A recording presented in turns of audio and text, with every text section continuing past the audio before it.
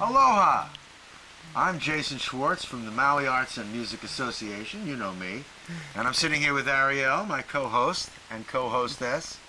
Well, that would make me a co-hostess, right? Anyway. And Felicity. You know, I'm here with two flowers, Felicity Artemis Flowers, and Airielle, who's such a flower. Aww. The reason that we're here, we're out in beautiful Walo. I don't know if many of you have been out to Walo. If not, go through gently. It's a beautiful and natural place. And Felicity thought this would be a great place to sit and meet. Felicity has got a story that she wants to tell you, and I'm sure Airielle will share. You know how this all happened was, a friend of mine, who in fact is on camera, thank you Nikhil and Ananda for doing the camera work, and here's his dance. We thought there was a play that I heard about, and in fact you're going to tell me it really wasn't a play, it was really a performance. That's right, it wasn't a play. It wasn't a play. What was it? It was a gift from her heart. It was a gift from your heart? Well, of course. Okay. Yeah. Okay. And I think of it as a performance piece. A performance piece. It's called Blood Sisters. And then I heard that it was not going to be out in this church in Haiku. It was going to be at the Iao Theater. And Felicity called me, and after I went with Airielle to see it, I thought this was something we'd like to share with you. Not only Blood Sisters, the performance piece, but the writer and performer, Felicity herself. Thank you. Welcome, welcome, welcome to our show. Thank you, Jason. If you were closer, I'd give you a hug. Good job. Mwah. Thank you for being here with us. You look beautiful today. Thank you. You look like kind of like a jungle woman. Thanks for helping me get laid finally. Oh, you got to get laid on Maui. So I hear.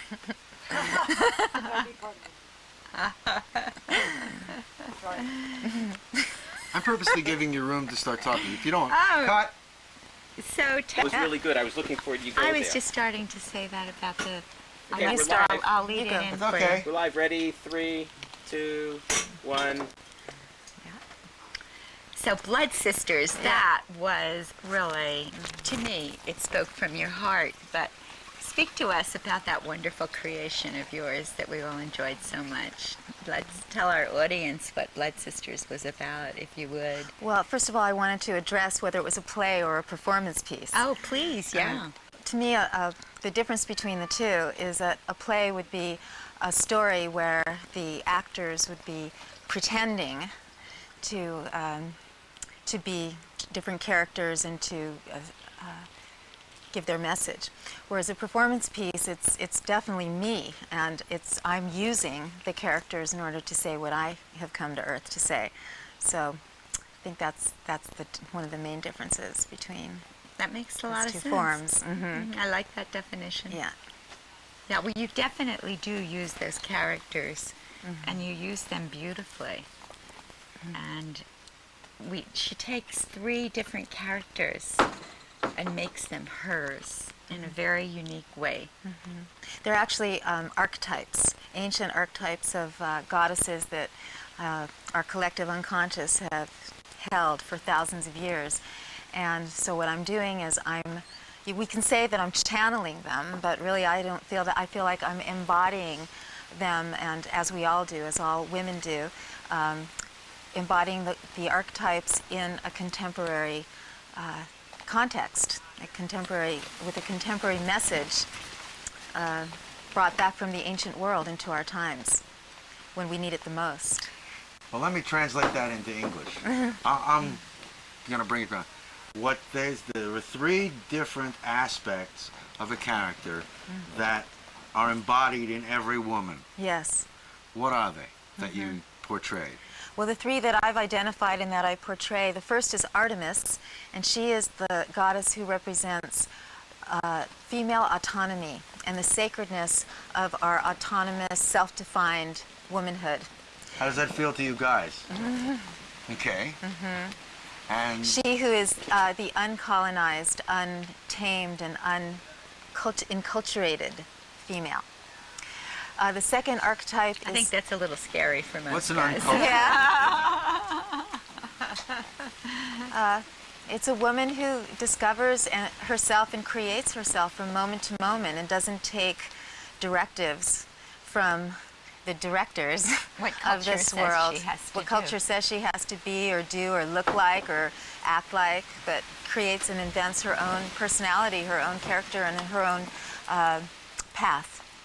That sounds like a very attractive thing for any man to want to be sharing with a woman who is her own being and not just cut out of a cookie cutter mold. No? I hope so. I think we could get into that at a different. I don't think that's what this show is about, but No? I think that Why a not? lot of men are very attracted to that. But on the other hand, it really scares them to have a woman that they don't feel is controllable or who fits into the cookie cutter mold. So the first character was Artemis, who was that passionate, frontline adventurer, cut her own path kind of presentation of a woman. Yes. And the second one was Medusa. Medusa. Yeah. And what was she about? Medusa is the embodiment of female rage and outrage and our capacity to say no to that which is not acceptable and to set boundaries. And this is usually a very difficult archetype for most women to embrace because we haven't been in our culture given access or given permission to be outraged and to be enlivened by our passion in that way. We're usually told to be, don't make a big deal out of it and just, stay calm. That's what she says. Stay calm, ladies. Don't get upset. Don't get hysterical. And when there's definitely a lot of things to be upset about right now, and the earth is being threatened, and women are being brutalized, raped, and murdered every day. And so Artemis is here with her, Medusa is here with her message of that it's time for us to collectively, as a species, say no to violence against women on the earth. That's a real powerful part of beingness. And what was the third Boy, one? you make that so clear in Yeah. your gift. I mean, Medusa goes so far as to implore us to get rid of those symbols of torture that are fueling our modern religions, such as the crucifixion of Jesus, which, to my mind, is the glorifying of torture as a religious symbol. And I have a lot to say about that, actually. I'm definitely on a mission to transform the nature of religion on the planet. So, Okay. yeah, I'm sure we'll get to that. Passion. Oh, we will. Yeah. Our society has been, in obviously our lifetimes, very patriarchy, very male-dominated.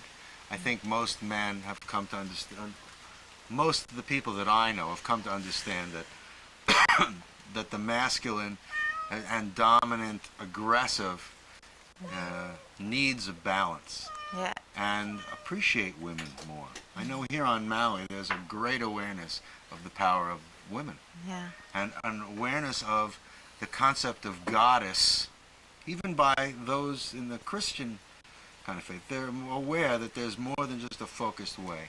There's been a lot of things over time that I've seen that have really cut down alternative thinking. But here on Maui there's much more honoring of that, which I'm very happy to know is here. Yeah. In fact, when I originally named this organization MAMA, Maui Arts and Music Association, is because I think there was a clear awareness of Mother Earth and that need to be whole and preserving of our Earth. Yeah. That feminine quality is something like when you talk about the three aspects that you were portraying. You had Artemis She didn't get to the third one and yet. Medusa, and the third one. Aphrodite. And Aphrodite, I'm reframing the concept of the erotic. And for me, the erotic in the times in which we're living, for myself, needs to be what you were talking about, men who honor the goddess. It just can't be theoretical anymore. Honoring the goddess for men is about helping women create a just society, and a society that that honors women and that will not tolerate violence against women. As a society, we tolerate it. And even the nice men who say they worship the goddess because they are reasonably nice to their spouses, it's just not enough right now. And so Aphrodite speaks to that, and she says, if you really want to make love to the goddess, then you'll help me create justice in the world, because that's what making love really means.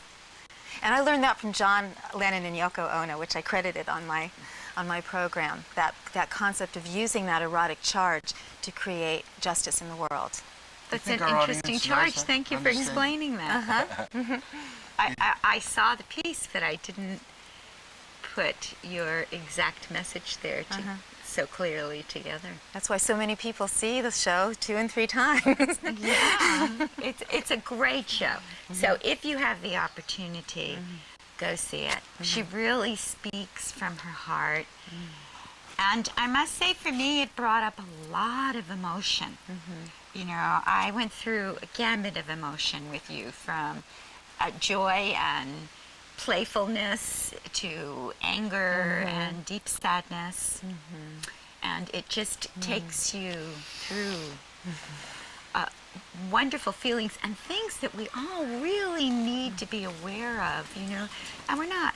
It's like we were coming over here and Jason was talking to me, and we started a little conversation, and he said, but you think that everybody understands that the mother was once worshipped as God. And he said, and they don't. Yeah, he's right. You know, he said, these people don't have that understanding. They haven't studied what you've studied. And because we've come so far as a civilization from that basic awareness. I think we should share a little bit of that. Do you mind? I was listening on the way over to your tape. Yeah. It's an invocation. What was the title? Invocation to Free Women. Invocation to Free Women. And I'm a man, and I think of myself as open and aware.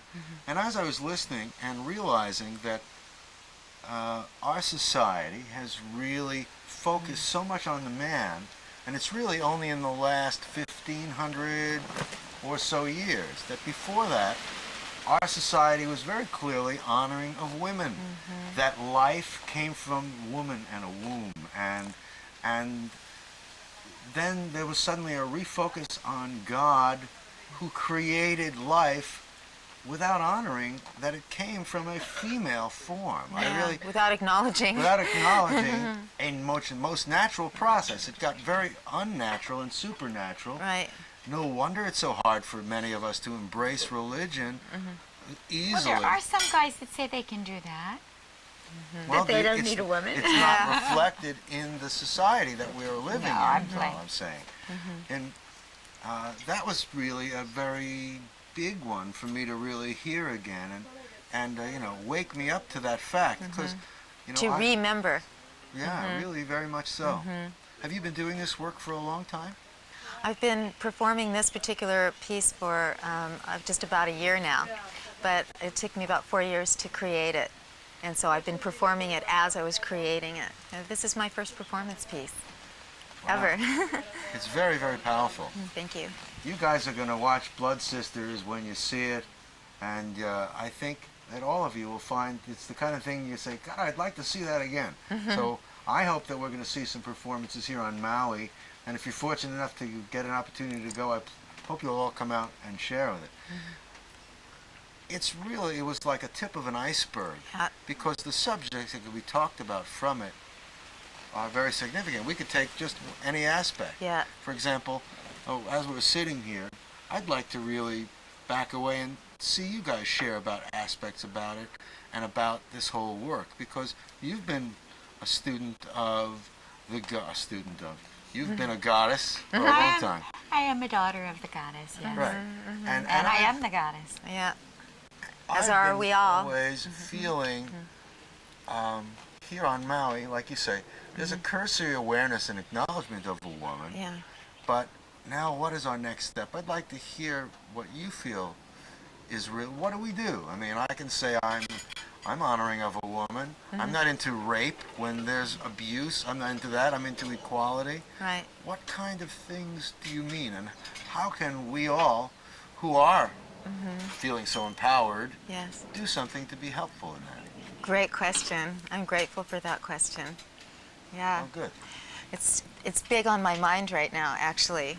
And well, let's see. The first thing that comes to mind is that there's a man who teaches other men about patriarchy out there. His name is Alan Johnson. And He teaches about patriarchy. yeah, he teaches men how to take responsibility for patriarchy. And he explains in no uncertain terms how men are all responsible for patriarchy, whether they themselves are perpetrators of violence or just the nice guys who say nothing about it or very rarely even think about it. And what comes to mind for me about that is there's a group in Santa Rosa in Northern California called Men Evolving Nonviolently. And I have a feeling there's other groups besides that one. That's the one I know about. And they are a group of former batterers who are now counselors. And they Yes. hold a very compassionate but focused space for men who are trapped in their own cycle of being abusers, which is a trap for men as well as it They do is. an incredible job, those people. They do. And they teach men how to be with their anger in a way that is not harming anyone, especially the one they love the most.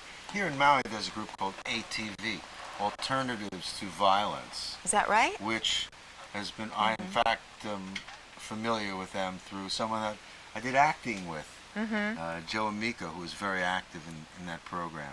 So, different name, same book under that cover. That's good to hear. Okay, well, I'd like to know more about that group, and I'd like all of us to know more about that group. Is that Seems the kind like of it needs to subject be that can be supported. shared more broadly for those that may not be specifically batterers of women, but there's a whole sort of posture that our society has lent itself to, using women as the brunt of jokes and a Yeah. whole twist that shows weakness and things like that. And I'm very aware of it. Yeah. Sometimes I look at all you beautiful ladies and I think to myself, when you come on so strong with it to sort of shun that kind of activity, that some of us need to show you the love and tenderness so you realize that we're there with you somehow. I'd like to feel more like we hear your message and we walk to share this together. Yeah, well, for me, what that would look like is, you know, the fact is that, and I found this out just recently by calling our local battered women's services, Women Helping Women, and finding out this current statistic. The current statistic is that more women die every year from domestic violence in this country than those that die from drugs, automobile accidents, and cancer combined. Wow. Those are the statistics. It's a war against It's women. really sad.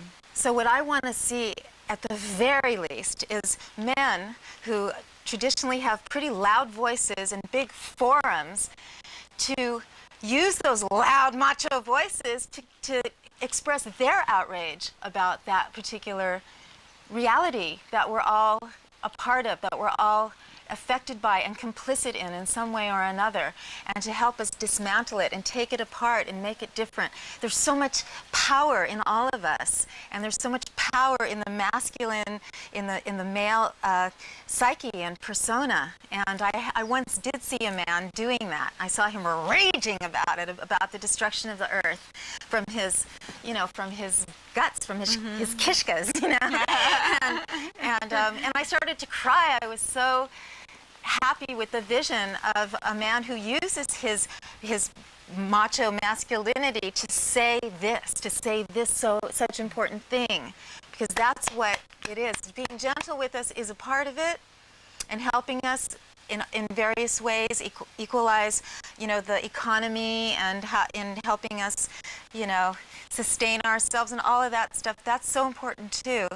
And as long as we're butchered at this level, and this is all over the world, not just in the United States, you know, it's going to take more than mere gentleness. It's gonna. Yeah. You're absolutely right. It's Yeah. gonna take those same men standing up and saying no. Yeah. You know, and it begins at home here, and it's really sad because I love Hawaii. I mean, I love Hawaii, but it's very sad to me that there's so much abuse and physical abuse that goes on here. And it's not stopped. The beings who keep doing this are not stopped from doing it. And I think that if men get together and say, we won't have this, we won't allow our fellow man to do this, and they can stop it. They can stop it. That's what it's going to take. I agree with you. More harsh penalties? No. No. Nuh-uh. More believing there's a situation when it's early on? I mean, More I compassion. hear a lot of stories where, oh, that's just a fight at home. We don't get involved. That's just domestic quarrel. No, this would look more like compassionate intervention, like when someone is being, abusing alcohol within your tribe, you make a circle around them and reflect to them what that is for you and hold a compassionate space for them to process and to heal. And to grow. And to grow and to change. On alcohol, be more specific so I can understand. Oh, well, there's a practice amongst people who are involved in AA or whatever, that when there's a friend amongst them who's abusing alcohol in a way that's obviously a detriment to their own, functioning, that they kind of plan a little ambush for them, but it's a compassionate sort of thing where they all just are real honest about what they're experiencing with them. So you're saying to bring that into the realm of when and some setting a guy boundary is too. abusing his wife or any woman, that some other guy says, I think you ought to really take a look at what you're doing. Is that what you mean? No, I want that, and to say it's not okay with me that you're hurting your wife, and I'm not going to let you do that. To be personally involved. Yeah, and I know that you really don't want to be hurting her, and I know that you don't know what else to do.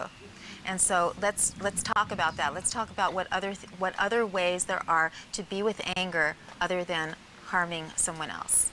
And that's the story of the world right now. That's what we all have to learn. It's hard for me sometimes because that feels so foreign to me. Yeah.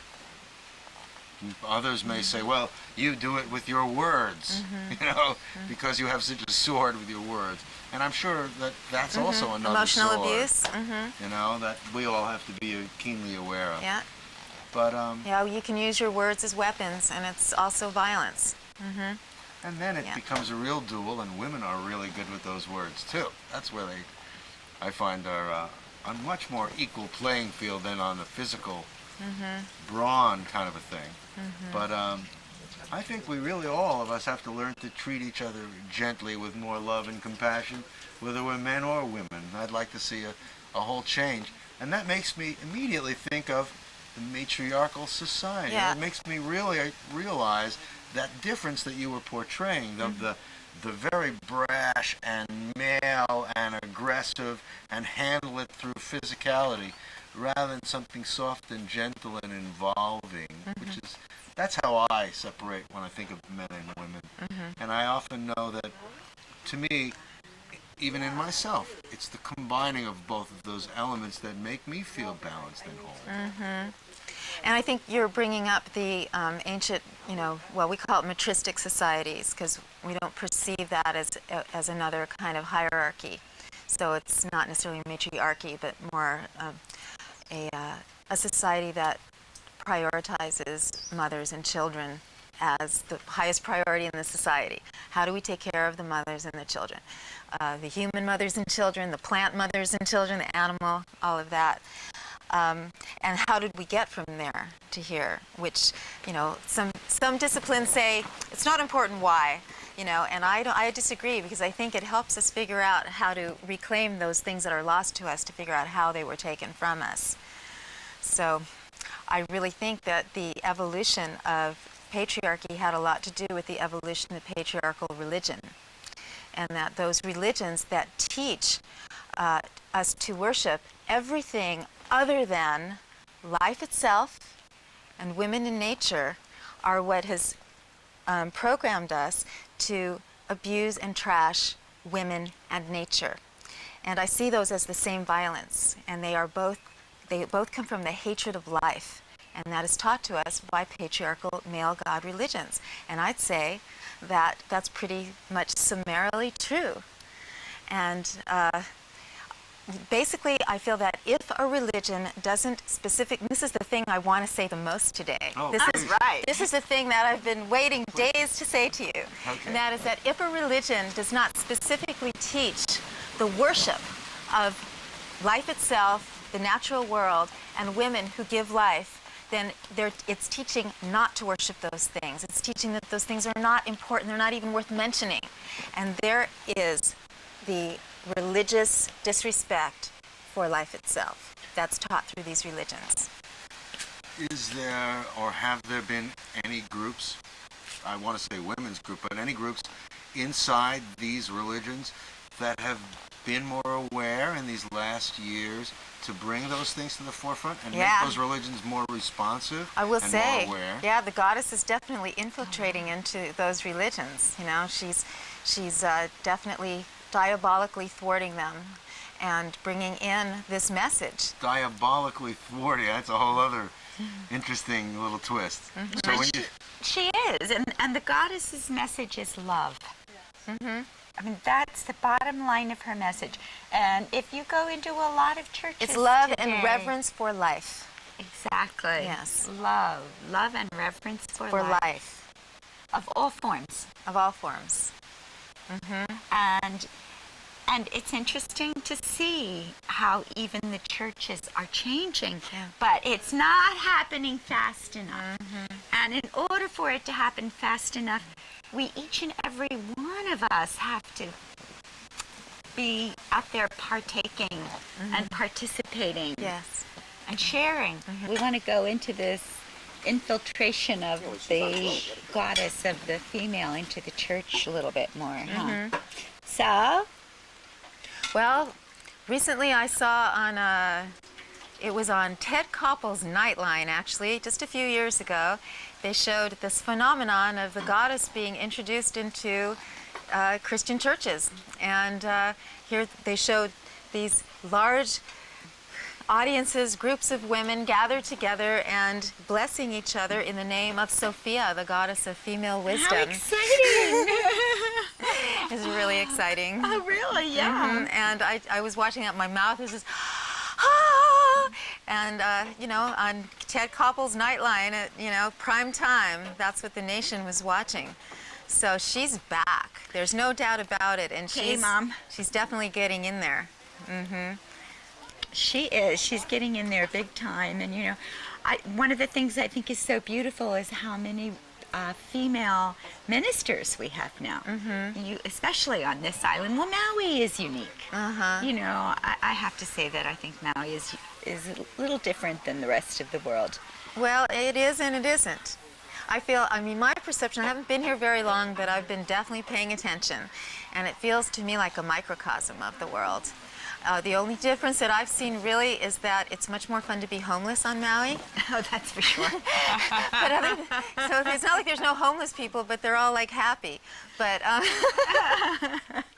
but other than that, you've got the most beautiful paradisical reality juxtaposed with the most heinous poisons and destruction in the form of the golf courses and the pineapple and the sugar cane and the military base on Haleakala. And there's definitely some very scary stuff going on this island. Very scary.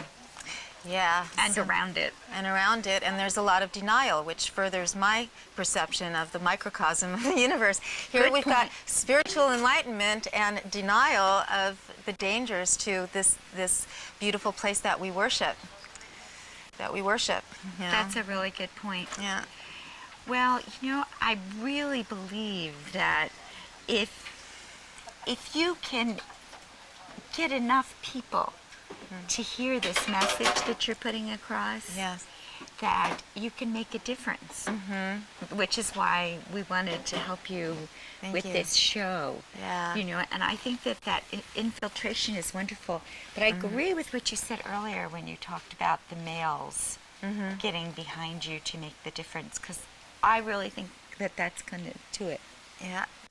So how do we make that happen, ladies? I think it seems to me that when women stop worrying or waiting for the men to do any of it, when we are basically taking it on ourselves and then embracing ourselves as Artemis, the autonomous female soul, the men are going, but what about me? But what about me? Wait for me. That's when we can say, okay, well, this is how you come along with us. This is what you do to come along with us. We're not going to hold ourselves back to keep you company. It's too urgent. It's too dire right now. We got to keep walking it, talking it, working it, making it happen. And you want to come along? Come right along. You can join the party. You can join the club. You're part of the club. We need you. We need you. Yeah. We need you very much. Yeah. You know, I think that may be a scary part for some men. Yeah. Is that when they think about the goddess, Yeah. or they think about moving back to mother orientation, so to speak, that they're going to be left out or they're not important. But if you study the ancient societies, the mother didn't negate the male. The druid, the priest, was is important. It wasn't said he's not important. Right. Which is really very much, I think, what happened when the patriarchy came in, and they were also afraid of the power of women, that they felt that they couldn't share it. Yeah. Because there's some things about womanhood, womankind, that go beyond the experience of a man. Of course, there's no way that you can experience being a woman unless you are one. And therefore there's stuff that we share together as sisters that is ours, and it doesn't belong to men, it doesn't concern men. And so there are men who will be jealous of that, or trying to interfere with that, or insinuate themselves in the middle of that. But there are other men who just let themselves be in awe of the mystery of what they cannot touch, and honor the mystery of what they can't be. And those are the men I want to hang out with. Those are the men that I feel like including, not in all of my space, but in some of my space, because they're honoring my space, just as I will honor theirs, and their uniqueness, and their brotherhood, and their magic that they make together. Exactly. Exactly. Yeah. So it's not about separation. No. This is not about separation. And I think that a lot of men that scares them, that they really believe that this is about separation. And that's why I want to make it clear that. And I think that's It's not. because men in our culture are not given rites of passage where they separate from their mothers in a conscious, community supportive way. It's very violent, it's very brutal the way that men are ripped away from their mothers. And I think that's why they have this separation anxiety. Even the process of weaning from the breast is usually not done in a gentle, conscious way, so that we can actually be separate. Here's the paradox. We are separate, Exactly. but there's also a place where we come together, and then there's a place where we're fully whole and separate as well. And that's what's different between goddess religion and goddess culture and patriarchal religion and patriarchal culture. And I didn't mean to point at you, because I don't get that you're a big part of that myself. I feel like you're definitely a member of our club. Yes. But what I do want to say is that I feel that patriarchal culture is very dualistic and very black and white, and either or, and either you're separate or you're merged, And I think that's the other thing about goddess religion, is it's a kind of paradigm that is not delineated that way. It's like, yes, we are separate and we are one. Yes, we are unique souls and we are a collective unconscious. It's all true. And we work with that and use that to our advantage, to make change, to make psychic connections that actually are effective in the world. All the pieces are important. Yes, And without all the pieces, the whole can't work. that's right. And we all have to be not only free to function as who we truly are, but in love to be who we truly are. Don't you think? Yeah. I love being a female. I am so glad. I enjoy being a girl. Me too. And I think it's it's important Yeah, that me a man too. feels that's the very same way. You know, I love being a guy, okay. Being in this body and having these sensibilities and Yes. smelling like this. I enjoyed when you were doing that in your performance, where you really expressed that, that was the Artemis, wasn't it? I think. Well, also Aphrodite gives herself a good sniff also. Oh, Yeah. And Medusa's doing what we just don't see it, but she's also sure taking her own scent in and getting high off the scent of her own body, her own female. I thought when you got into the role of Medusa, you really embraced the Medusa that I think of, She did such an excellent job with that. Good. All those characters, it was so much fun to watch you changing. I enjoyed that you had a mirror and you let us share with you. We're giving some of it away, but you're going to have to go see. That's right. Where we got to share as you got into that character and really embraced that character. It was really, really a wonderful experience. And I hope it goes far, and I'd like to see whatever we can do to be very helpful and to let the people of Maui know about this. How do we get in touch with you if we want to, all of us, get in touch with you if we want to be able to share with you and find out more? Well, my website's under construction, but I do have email, and it's felicityartemis@earthlink.net. Also, my Maui telephone number is area code, we have 808 573-2497. And I also am teaching workshops for women on how to integrate these archetypes and this knowledge into our own actual, personal lives. Oh, that sounds And so I much have fun. one coming up actually this week. This week. Yeah. This week will be This the week path on- You for won't get guys. to see Yeah, that you one. won't get to see that, but But That's maybe why I another want one to soon. be able to know yes, how to actually, contact yes, and I will be teaching some classes through a wonderful store that I just discovered in Haiku. Is it okay if I plug this store? you. Oh, sure. It's a wonderful store called the New World Books, and very few people even know it's there. It's right next to the Salvation Army and the Veg Out in that little area there. You guys know where that is? Oh my gosh. If you go up Kokomo Road and It- you get to where the post office is, and you go a little bit further, and right there, that's center now on the right-hand side, right? Is that the Yeah, spot? yeah, and it's a great store, and it has a lot of books there that speak to what we're talking about here today. So a great. I didn't know it was there. Oh, it's a vortex. And it's a teaching space as well. There's a teaching space in Oh, there, so. great. We've See got what- so many wonderful places happening for that now. It's Glenn and Sarah's store. We Thank like you, helping Glenn and local Sarah. people. We really want, we here on this island, there's so much going on that we don't know about. It would be nice if we all had more opportunities. So Glenn and Sarah at New World Books in Haiku. Good, good, good. So what else do you really want to tell these people? What's hot? I love you when you burn. when that fire is up. What's burning? What's hot? Before we say goodbye and aloha and mahalo. I want us to all see it all healed and know that it is within our hands. It's in our hands to make it so.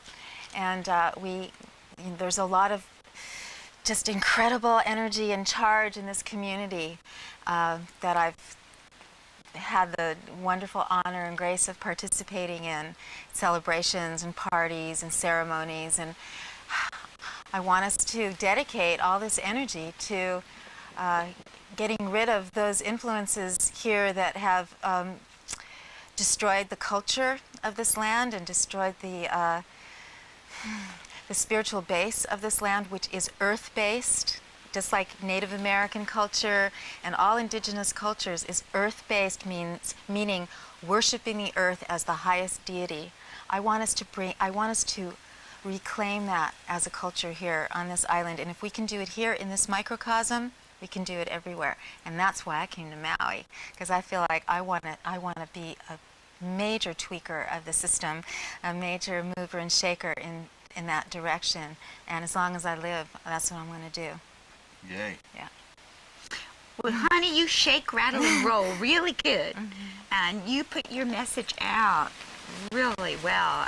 And I encourage everybody to hear and experience you. So How will they get to do that? Are you going to be doing Blood Sisters again? Are you going? I hope so. I'm currently looking for a producer to make it happen again. So she needs a producer. I need a producer. I produced the last 3 shows myself. And I'd like to turn that over to someone else now, someone far more competent than me as a producer. Well, maybe there's somebody out here who would love to support the goddess and help her grow in that manner. Yeah. And I hope by the time you see the show, there already is someone that's reached out and found this talent, and already done it. And if not, it might be incumbent upon you to be the one.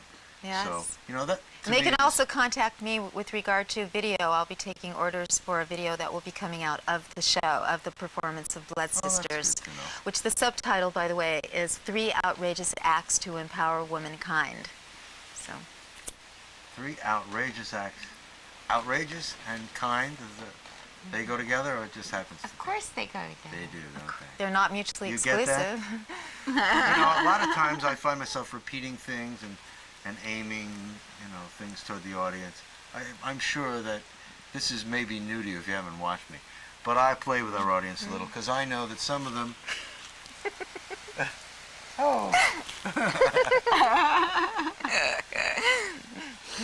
They're playing with me. I like him playing with me. I really know that there's all kinds of people out in our audience.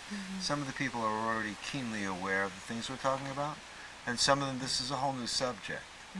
And I really like involving our audience to be with us, because the subjects that we have on here really,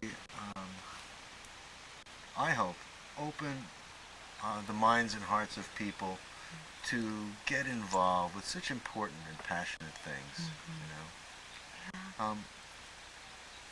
I must tell you, I knew nothing about Blood Sisters before you called me, except I saw this poster and I said, "What a great poster!" And then, when I got a call from you, and I got a call and knew that I had gotten a call from my friend Nikhil Ananda, who, when I think of him, I think of somebody who always has been so honoring of women, and really, I don't think there's any surprise that he's got that green heart, that environmental heart, responsible and social justice and all those other good things. So when I heard, Even though it's not easy being green. No, it's Oh, not I easy know. being green. it isn't. Yeah. We love you, Nick. That's right. It's just really, I hope that more and more people find it comfortable to talk about these subjects. When I first thought of bringing you on, I thought, well, all the Christians are going to hate me. And then I realized They already hate you. they may already, but I don't think so, because I don't think that we're really talking about anything that isn't in the hearts of everyone. Yeah, And hopefully. You guys, when I ran away to go do your performance, started talking. That was really important to me, that there is change going on, and there isn't any separation between us and them. Yeah. It is all together. Collective. And that when we pick on religion, I don't think it's anything other than opening people's eyes to a very fixed way, and opening up and embracing it all together and making it whole. Making it whole. Making it whole. That is, I want to say that's a man and woman thing, but that's really something that I always have felt really, that's what identifies that feminine side. I remember when I was in college and they tested me, they gave me all these tests, and then on my masculinity, femininity scale, they found that I was right in the middle, but I had a lot of feminine qualities. For a while I thought, I wonder what that means about me. And then I realized that those feminine qualities are the one that our society has recognized. But it's nice to verbally acknowledge that it's a sliding scale, that we all can show our gentleness and not have that be considered weakness. Right. Just because I'm gentle, I am not weak. Of course not. Well, you said something that just sparked me to say that, patriarchy is also, another word for that is culture of domination. And so when we talk about making it whole with certain religions, to me, one of the things that marks a patriarchal religion is a religion that tells everybody what they should be and what they should do. Whereas earth-based religion, pagan religion that honors the whole, will say, if you don't want to walk around naked on the beach, then don't. But if I do, that's my birthright. And so that would be the difference. And that's one of the things that my characters, I think, definitely the archetypes of Artemis and Aphrodite speak to, is the birthright that we have to be naked outside that has been stolen from us from these patriarchal religions, is these patriarchal cultures that have decided that the human body is obscene, especially women's bodies, and gets to capitalize on that in terms of, you know, pornography and selling pictures of women's naked bodies to each other. But us ourselves, our own bodies, we don't get to just, you know, what a beautiful day right now. I'd love to take my shirt off, you know, on camera just because it would feel so nice to have the air on my body. Not because I want anyone to see or look at me, but because I just want to be myself and not, you know, be controlled by all these other forces. So it's a tall order, but I'm seeing us taking... It's up to you. I That's think a tall order, but, you know, it's all possible. And it just takes a little bit of time, and one step at a time. One step at a time. should Yeah, we do that thank on you. part 2? And we have Because to our make the audience steps. here, you know, I would like to see this show on again. And if you're here on Island, I hope that as... The cameraman has to take his clothes off too, though, or it won't work. I thought he had his clothes on. Oh, no. You're right, you're right. Sorry, I didn't notice the camera was in the way. Don't encourage it. Okay. But anyway, If what you guys I... were here, you'd see we have a naked cameraman here, and we're happy to have him. Yes. You know, the fact is, I think that You that's... can't put clothes on that guy. Oh, I No. know. I am very happy that you agreed to be here with us. I know that you'll be on different kinds of shows, and hopefully you'll share with different ways. I hope that with our opportunity, I know me specifically, I bet you agree with me, is that we really want to be very supportive of you in every way that we can. And I hope that our audience out here who comes up and sees you on the street says, oh, I saw you on the show with Jason and Airielle, will make it a point to give you some support in whatever way, and find a way to really hook up with you and help broaden this awareness that's so important. Thank you very much for the subject, and Thank you. well delivered.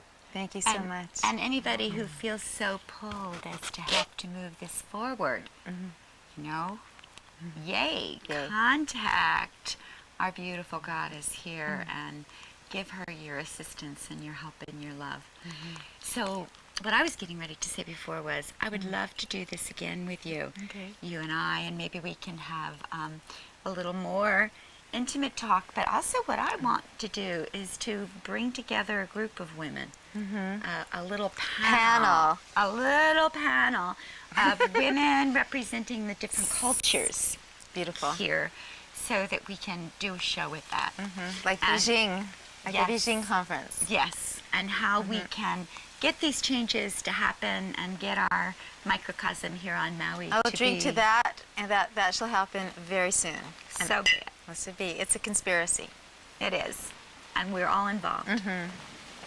Well, I want to thank you all for joining us here today. We're going to take a break, although to you it'll be the end of the show probably here. We're going to take a break and do a performance, and somehow maybe sandwich it in, and maybe put it at the end. What do you think? I don't know. I think We'll we have to should talk put it about at it. the end. We'll have to talk about it, yeah. Well, How can I do- you'll find out, You'll won't find you? out, won't you? That's right. It really is a pleasure always to have you join us here, and we hope that you will make copies of our shows and share them with people all over the world. Right? Well, we get to touch people all over the world. I love it that all you people from wherever you're from get to see this show in the middle of the night when you can't sleep. Thank you for watching. And thank you for supporting the goddess. And I thank you, beautiful. Your beautiful heart and all that you share and all the work that you've put forward. you're really lucky we have people like this around. Thank you. Thank you very, very This is much. sweet. Wow, Thank it's you. true. It takes one to know one, you know. You want to say goodbye? Bye. Thank you. Aloha. Aloha. God bless you. Thank you so much for joining us. And until our hearts meet again. And remember, you're the goddess. Aloha, Aloha. goddess. Aloha.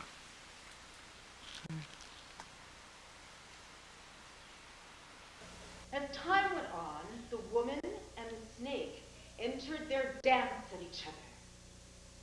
Their exquisite differences and samenesses intermingled. And throughout time, the woman and the snake danced and kissed and became one in kinship and love. They absorbed each other's wisdom, each other's essence. Their natures combined.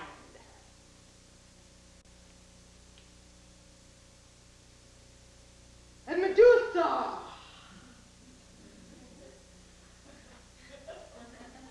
was born.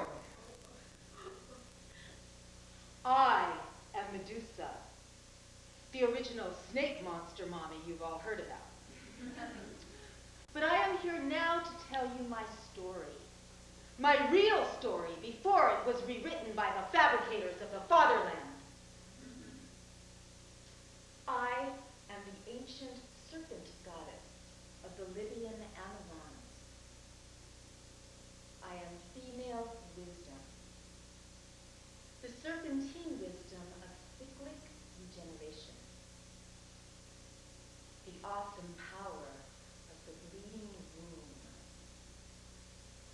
The transformative mysteries of the female body. My snake hair is my serpent-guarded wisdom, for it is within female spiritual self-knowledge that my power lives, such as my power to say no and to stop an assailant in his tracks. I am the knowledge that when all women claim our power to say no, we will stop all assailants of women and the earth in their tracks. So of course they had to chop my head off. They got this guy Perseus to do it to prove his masculinity. You see, it seems that my physical features kind of distort when I'm called to defend myself or my principles in such a way that can be kind of threatening to those who expect me to be their victim. In fact, my furious face alone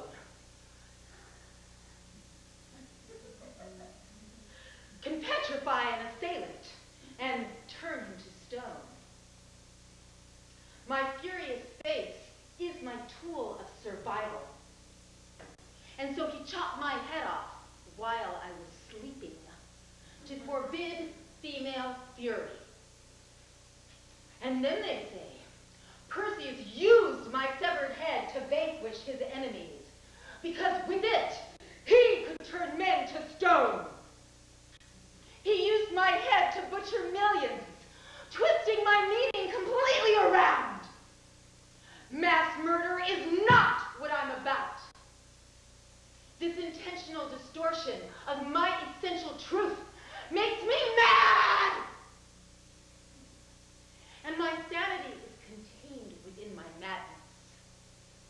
For if I succumb to their lies about me, if I become complacent and suppress my truth, I will be theirs. And they will continue to use my head to butcher. And I will not. For thousands of years they have been slaying dragons, killing serpents, beheading monsters in the name of righteous glory, wielding their violent power over the living world, laying their blueprint for all future acts of sadistic cruelty. Enough! Don't you think so? Yeah. Can we say that one time together? Yeah. Enough! Yes. I am here to set the record straight and to reveal the true nature of the nightmare of